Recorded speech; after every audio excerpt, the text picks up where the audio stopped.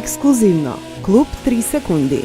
На покана на нашиот партнер Quattro Ruote, редакцијата на Автоплус е повторно дел од грандиозниот меѓународен тест на специјализираната патека Вајрано во близина на Милано во Италија. Годинишниот тест е под името Клуб 3 секунди, а на тестот ќе бидат вкупно 5 екстра зверки. По неколку години пауза од објективни причини, италијанскиот медиумски гигант Quattro Ruote повторно организира еден ваков тест на кој представници од партнерите од Мексико до Кина ќе земат учество. Автоплус од моментот кога стана дел од ова големо меѓународно медиумско семејство традиционално учествува на секоја ваква грандиозна приредба. Очекувајте следната емисија детална репортажа од тестот на патеката Вајрано кај Милано, како што веќе знаете, собственост на самиот медиум. Сертифицирана од ФИА за спроведување на тестови дури и од најсовршеното спортско автомобилско надпреварување во светот Формула 1, а од лице место ќе видиме зошто се дел од клубот 3 секунди зверките Ферари 488 GTB, Мекларен 675 LT Coupe, Audi R8+, Porsche 911 Turbo S и Nissan GT-R, кои ќе им бидат на располагање на новинарите. Запознаете ги вредностите на несомнено едни од најбрзите модели на планетава од прва рака.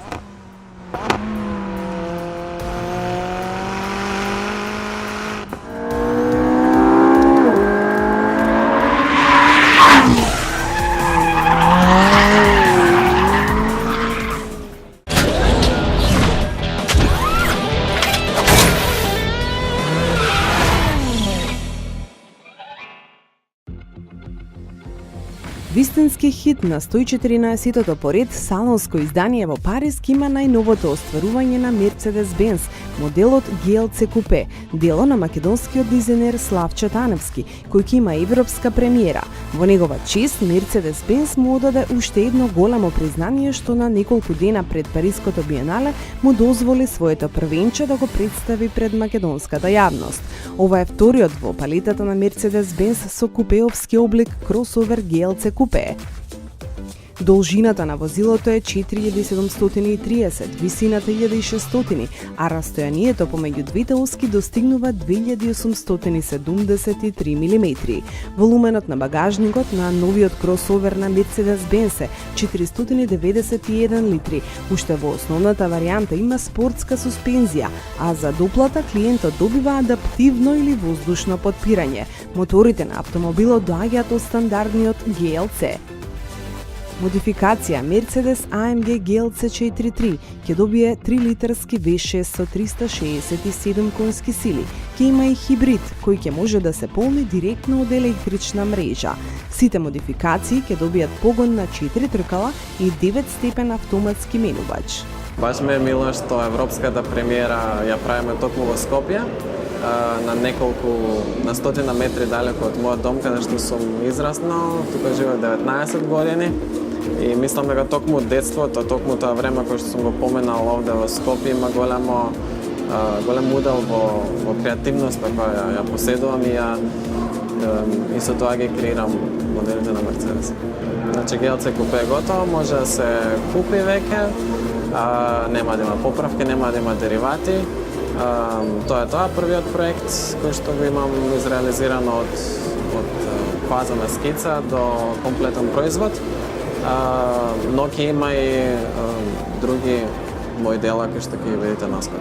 Во Париз ќе биде исто европската премиера на GLC Coupe, значи прво представување на GLC Coupe на еден голем сајм за автомобили во Европа. Исто така го представуваме GT Roadster и едно концептно возило. Првиот детал на возилата на Mercedes е Diamond Grill, така наречениот Diamond Grill. Однос нас го викам звездано небо, значи големата Mercedes звезда лежи во звездано небо и тоа е видливо веќе 3 години во сите спортски возила на Mercedes. Која единствена желба ми е што повеќе мои креации да излегуваат на улица, да можам да што повеќе од мене, од себе да дадам на светот. Имам многу идоли, не би издвоил сега некој, меѓутоа има доста големи креативци. Најголемите креативци се анонимни. знам се уште. Но има надеж, има доста светла иднина дизајн. Доаѓам од земја каде што никако не е застапена автомобилската индустрија, но сепак со големата упорност, со страста, со мускал надвор и не би гледал причина зашто тоа не би му успеало и наише на некој. Како и неговите браќа, XC90 и V90, новата S90 гордо го носи самоувереното лице на новата Volvo дизајнерска линија, заедно со класичните стилски знаци на брендот. Клучните елементи го вклучуваат дизајнот на фаровите во форма на легендарниот чекан на Тор, новата предна маска, новиот Volvo символ. Моделот S90 на Volvo е новиот премиум предводник во гамата на шведскиот гигант, изграден на напредната модуларна платформа Scalable Product Architecture, на која се надградени сите автомобили од новите серии. Посебно би ја издвоила новата технологија Volvo's Connectivity, која вклучува интуитивен екран чувствителен на допир, кој ги комбинира функциите на автомобилот, навигацијата, врзаните услуги и апликациите за забава во самата изведба, како што се програмите за слушање музика, Spotify, Pandor, Baidu или Tunnel. Вертикалниот екран чувствителен на допир овозможува брз и лесен пристап до плејада функции и карактеристики. Новото S90 е придвижувано од новите Drive-E мотори кои се состојат од бензинска, дизел и плагин хибридна верзија. Преносот кај нив е преку 8-степен автоматски менувач. Електромотори овозможуваат автономија до 45 км на електричен режим, додека комбинираната сила заедно со бензинскиот мотор изнесува 407 конски сили. City Safety, технологијата на Volvo, стандардна во сите модели, ги комбинира функционалноста на автоматските сопирачки и системот за избегнување судар и помага патниците да се чувствуваат безбедно. Комплетниот систем за безбедност на Volvo, наречен IntelliSafe, опфаќа пасивни и активни безбедносни системи и ја формира основата за лидерство на Volvo на полето за автономно возење. S90-ката нуди полуавтономно возење со Pilot Assist, кој функционира на јасно обележани патишта и до брзина од 130 км на час и представува уште еден чекор кон визијата на Volvo.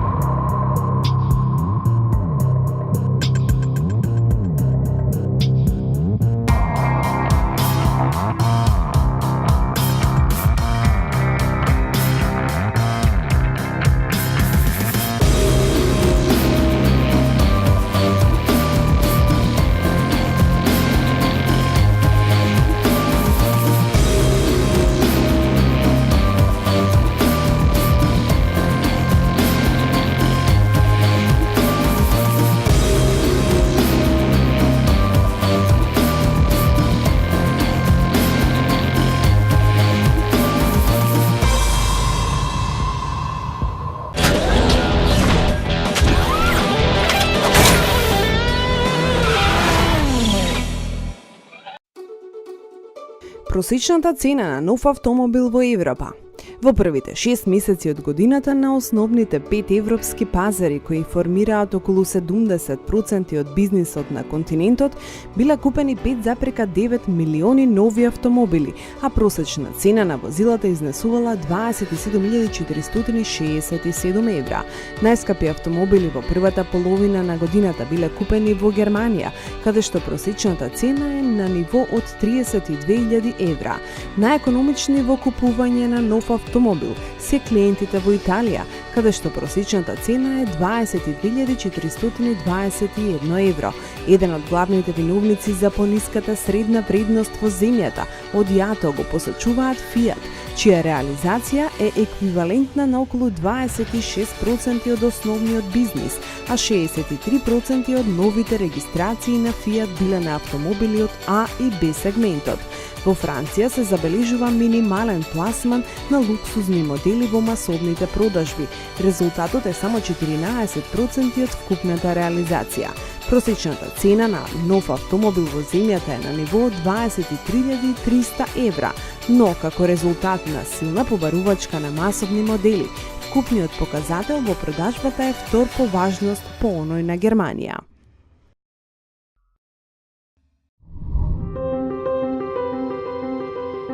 Се построгите еколошки стандарди и методи за тестирање ќе ја кренат цената на дизел технологијата до таа мера што автомобилите со такви мотори ќе станат премногу скапи и економски неповолни, истакнуваат од Рено. Од Алијансата забележуваат и дека процесот на развој на нафтените мотори и нивното вградување се скапи, но се компензира со економичноста. Опремата на некои автомобили со дизел мотори веќе се смета за економски неоправдана. Повеќето модели од А сегментот одамна се продаваат само со мали бензински агрегати, а според прогнозите на Рено, поради економска неоправданост, дизелите ќе станат реткост и во моделите од повисоките класи. На крајот на август се крена голема прашина на оваа тема, имено според некои медиуми членови на посебна комисија во владата апострофирале дека Рено користел посебен софтвер за манипулација на реалните вредности на емисиите, слично на Volkswagen. Француската влада излезе со свое гледиште и потврди дека тоа се само гласини. Ако се земе незиниот став, уште од подамна таа навистина смета дека би било пожелно да се стопира производството на дизели од друг аспект – загадувањето.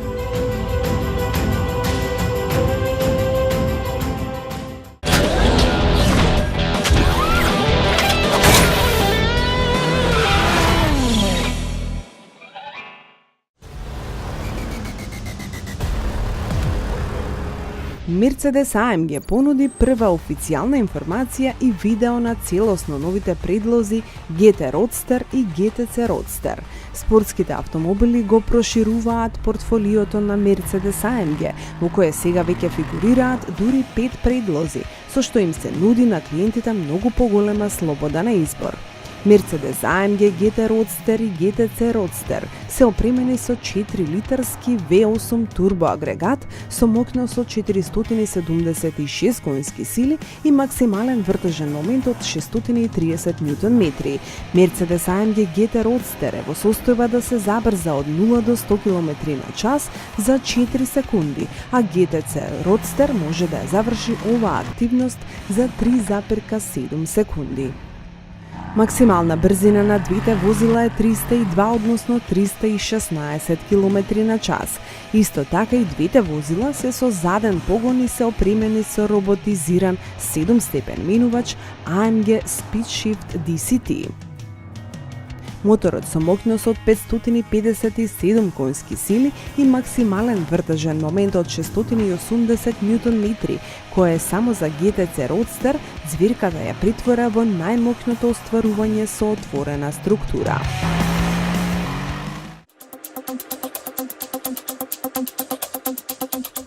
Јапонскиот производител Nissan ја представи обновената верзија на кросоверот Rogue, кој на европскиот пазар се нуди како X-Trail. Во Америка моделот ќе продолжи да пристигнува со 2,5 литарски бензински 4-цилиндарски мотор со мокност од 170 конски сили и вртежен момент од 237 Нм. Клиентите веќе ќе можат да избираат и хибридна модификација, во која главна улога ќе игра дволитарскиот мотор со 4 цилиндри. Вкупната мокност на системот е 176 конски сили, има функција старт-стоп и систем за обновување на енергијата. Хибридната варијанта е достапна само за верзијата на моделот со 5 места. Реновираниот Rogue X-Trail се разликува по модифицираната корпоративна решетка на ладилникот V-Motion, која го прави сличен со Murano. Кросоверот доби надоградени браници и светла, а пристапот до багажникот е олеснет. Проширена е и листата на системите за безбедност. Автомобилот веќе располага со интелигентен круз контрол и асист состав за одржување во лентата на движење. Системот за екстремно запирање доби функција за препознавање на пешаци. Во опремата е вклучен и систем за следење на мртвите зони, како и за предупредување на возачот за приближување на возило позади.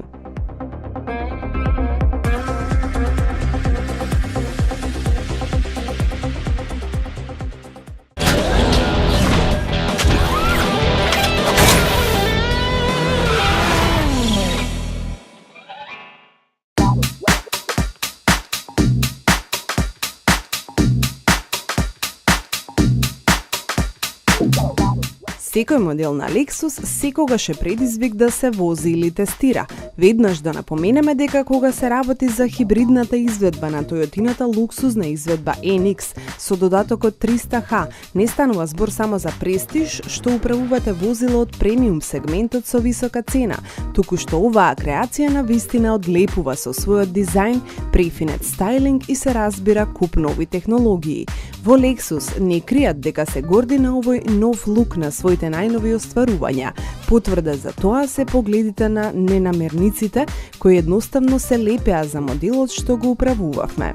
Динамичниот и агресивен дизајн, комбинација од прекршени линии, подсетуваат на некаков галактички брод, кој само што се приземјил за да потврди колкава атрактивна и привлечна моќ поседува. Напред на овој вонземјанин до израз доаѓаат високиот преден крај со посебни лед светла и голема маска на ладилникот. Во таков тренд со многу прекршувања, дизајнерскиот стил продолжува и на боковите, а посебен впечаток остава купеовската форма поради добро закосениот C-носач. Позади повторно во преден план на билданите неправилни форми со специфична светлосна група и широка пета врата. Самото отворање на автомобилот е посебно, бидејќи на сите кваки на вратите постои тач сензор, кој е доволно само да го допрете за да ја изврши својата функција. За посебен филинг на она сезаме отвори се, ноќе над нив се приметува тенка светлосна линија. Влегувањето во повисокото возило е некако со она префинато јапонско сајонара. Многу комфорни кожни седишта кои во нашата опција имаат можност за грејење со 3 степени, кои се покажаа мощно удобни, а добро го држат телото во свиоците. Изненадува многу големиот простор за што се виновни одлично имплементираните батерии во самиот под, па од тука и солиден багажен простор од 475 литри. Во интериерот вреди да се истакнат одличните материјали и на поглед и на допир, повторно многу прекршени форми, во склад со она вселенски брод, со голем број копчиња, сијалички прекинувачи со неколку нивоа, крајно модерно, трендовски разиграно. NX 300H под хаубата има бензински дуал VVT-i атмосферски мотор и моќ од 155 конски сили. Во финалната спецификација на тестниот модел стои 197 конски сили. Преостанатите коњи доаѓаат од два електрични мотори. Првиот е покрај бензинскиот, а другиот позади на задната оска. Lexus NX 300H е вистински АВД, погон на сите 4 тркала. Се разбира, задниот електромотор се задвижува само по потреба. Кој од трите мотори е во погон може да се види на големиот екран кој се контролира по пат на кружен прекинувач сместен покрај рачката на CVT менувачот. Овде треба да го издвоиме и генераторот за претворање на кинетичка енергија која се добива од сопирање и вртање на оските, кој е AC синхронизиран со перманентни магнети. По стартот на возилото може да изберете нормален начин на управување со еко и спорт. Во зависност која опција ќе одберете, се менуваат индикациите на левиот инструмент кој покажува дали сте во можност да користите хибридно управување или доколку посакувате спортски вредности се добива вистински мерач на вртежите. Ги тестиравме и двете опции, но онаа во еко модот ја предизвика повеќе нашата љубопитност. Папучата станува потешка, забрзувањата се поспори, заштеда на гориво на прво место. Ова е сосема спротивно од ако изберете спорт мод. Стартот на возилото доколку се батериите доволно полни секогаш е на струја, безшумно, без звук. Ако се возиме споро, особено во градски средини, можно е до брзина од 65 км на час да возите само на струја, со потрошувачка на гориво од 0 литри. На ваков начин е можно да се минат неколку километри, но сепак во пракса тоа е невозможно, бидејќи за ова се потребни идеални услови. Електронскиот безстепен автоматски e-CVT е совршено добар поради континуирано варијабилната технологија. Што се однесува до конструкцијата, треба да се спомене врската со Toyota RAV4, на чија платформа е надграден NX 300H. Но тоа е се. Освен ова, некои сличности меѓу овие два модели нема. Lexus NX 300H забрзува до 100 за 9,2 секунди, а максималната брзина изнесува 180 км на час. Хибридот, покрај фактот што е тежок близу 2 тони, има сосема солидни перформанси, а ја одигрува и својата важна роља со заштеда на гориво, која во просек е 6,8 литри, а при одредени оптеретувања знае да мине и над 9 литри на 100 км. Подпирањето е потребно цврсто надвор од асфалтот, а на рамна подлога совршено. Вистинско премиум возило кое ќе го задоволи секој сопственик со извонредни возни својства. Многу опрема која во нашето тесно возило ја имаше и повеќе од доволно. За ваков вид возило можеме да кажеме нема што нема. Епа, за тоа треба и да се плати. Вака спакуваната опција чини 50.400 евра.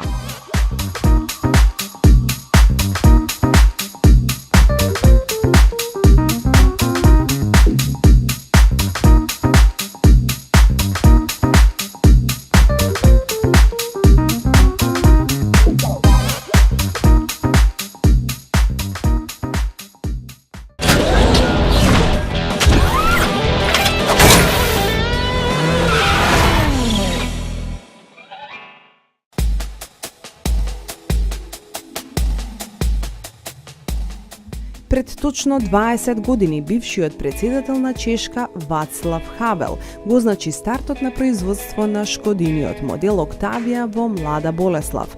Тоа беше почетокот на една успешна приказна. Во овие 2 децении Октавија стана светски бестселер и се уште е најдобро продаван модел на чешкиот гигант. Инаку за новиот погон темелите беа поставени во февруари 1995 година, за да по 18 месеци почнат да излегуваат првите возила токму од новата Октавија. Развојот на моделот започнува во 1992 година, од прилика една година подоцна откако чешката марка се приклучи на Volkswagen групацијата. Во 1996 купувачите на Октавија можеа да бираат меѓу 2 бензински мотори или турбодизелски агрегат, а 2 години подоцна понудата е проширена со караванска верзија, која можеше да се добие со опција за пренос на сите 4 тркала. Последното возило од првата генерација беше произведено 2010 година, од која беа испорачани 970.000 возила во лимузинска и 470.000 во караванска верзија. Втората генерација на Октавија ја продолжува успешната приказна и од 2004 година, кога е лансирана, до 2013 продадена е во 1,6 милиони единици во лимузинска и над 900.000 во караванска варијанта. Третата генерација се произведува од 2012 година. Освен во домашната фабрика, Октавија се произведува и во фабриките во Кина, Индија, Русија и Казахстан.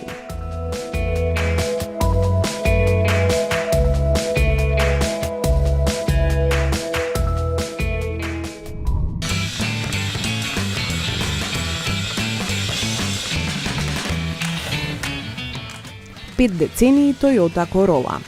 Годинава иконата на Toyota моделот Corolla одбележува 50 години од лансирањето на јапонскиот пазар. Во текот на 5 децении и 11 генерации продадени се повеќе од 44 милиони единици, со кој го држи приматот на најпродаваните во автомобилската индустрија. Во моментов Toyota ја произведува Corolla во 16 погони низ светот, а продажбата на моделот е на ниво од над 1 милион единици годишно од 2002 па наваму. Од компанијата велат дека во текот на минатата година секој ден биле продадени по 3670 нејзини представници. Од почетокот на јануари до крајот на јуни годинава, од моделот Corolla се реализирани 634.000 примероци, што е намалување од 1,2%, но сепак моделот е и натаму лидер според продажбата. Првата генерација на Toyota Corolla беше лансирана во 1966 и се произведуваше до 1970 година. Во моментов актуелна 11-тата генерација на моделот, која беше представена во 2013 година.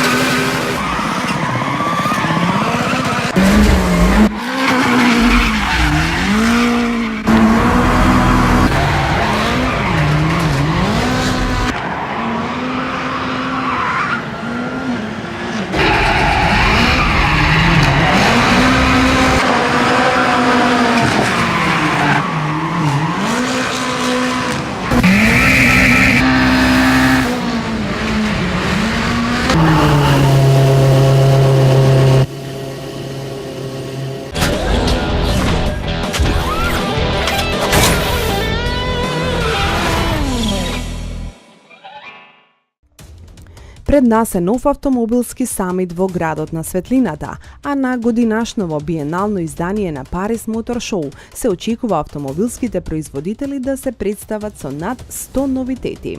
Во 8 хали на површина од близу 100.000 квадратни метри, на најголемата годишна смотра најавени се дури 230 производители од над 20 држави во светот. Портите на Версај за посетителите официјално се отвораат на 1 октомври, а според програмата на 29 и 30 септември се новинарските денови. Ова е најстарата континентална приредба од ваков вид. Првата саемска манифестација во Париз, на која се нашле 220 излагачи, се одржала во далечната 1898 година. Од 1976 година, поради поголем ефект, има биенален карактер, односно се менува со сличната манифестација во Франкфурт. Се до 1986 година го носеше името Салон де l'Auto, а од 1988 за прв пат стана Мондиал дел Аутомобиле. Поради напливот на современите технологии, фактот изненадување од откривањето на нов модел е одамна зад нас, бидејќи секој се труди да представи што повеќе од новитетот кој блеснува на салонските изданија многу пред тоа. Некои не можат ни да ја дочекаат салонската премиера, па многу модели беа представени официјално на разни приредби, смотри, специјални ивенти во текот на летото и есента, но сепак оној гламур кој со себе го носи биеналето во градот на светлината е сосем нешто друго. Па според нас со ова не мора да се сложат сите. Парис Мотор Шоу и годинава е најважната саемска светска автомобилска манифестација. Освен вообичаените новитети и нови сериски автомобили на овој салон, како и на досегашните, и натаму ќе привлекуваат возилата со нов дизајн, концепти, студии, визии за еднината. Но се повеќе е присутен и еколошкиот момент, па многу компании се представуваат со хибридни решенија или пак возила на електрика. Автоплус традиционално е присутен на овие саемски збиднувања и со право следете на и во следната емисија каде ќе се обидеме на свој начин да ви ги пренесеме импресиите од Мондиал дел Аутомобиле Парис 2016.